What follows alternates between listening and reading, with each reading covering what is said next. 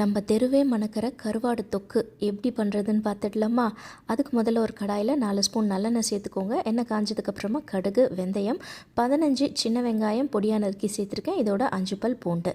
வெங்காயம் நல்லா வதங்கினதுக்கப்புறமா ஒரு தக்காளி சேர்த்துக்கோங்க. தக்காளி நல்லா மசிஞ்சதுக்கப்புறமா நம்ம மசாலா ஐட்டம் சேர்த்துடலாம். 1/2 ஸ்பூன் மஞ்சள் தூள், 1 ஸ்பூன் காஷ்மீரி மிளகாய் தூள், 1 ஸ்பூன் குழம்பு மிளகாய் தூள். மிளகாய்த்தூள் உங்கள் காரத்துக்கு ஏற்ற மாதிரி சேர்த்துக்கோங்க. தேவையான அளவு தண்ணி சேர்த்து மசாலாவோட பச்சை வாசனை போய் எண்ணெய் நல்லா பிரிஞ்சு வரணும். இந்த மாதிரி எண்ணெய் நல்லா பிரிஞ்சு வந்ததுக்கப்புறமா நம்ம கருவாடை இதில் சேர்த்துக்கலாம். நான் இன்றைக்கி நெத்திலி கருவாடை 10 நிமிஷம் நல்லா சுடு தண்ணியில் ஊற வச்சு இதில் சேர்த்துருக்கேன். இப்போ இந்த ஸ்டேஜில் தேவையான அளவு உப்பு சேர்த்துக்கோங்க. ஏன்னா கருவாட்டிலே உப்பு இருக்குன்றதுனால செக் பண்ணிவிட்டு சேர்த்துக்கோங்க.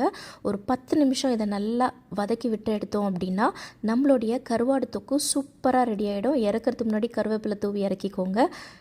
சுட சுட சாதத்தில் பிசைஞ்சு சாப்பிட்டோம் அப்படின்னா அவ்வளோ சூப்பராக இருக்கும். ரசத்துக்கும் பெஸ்ட்டு.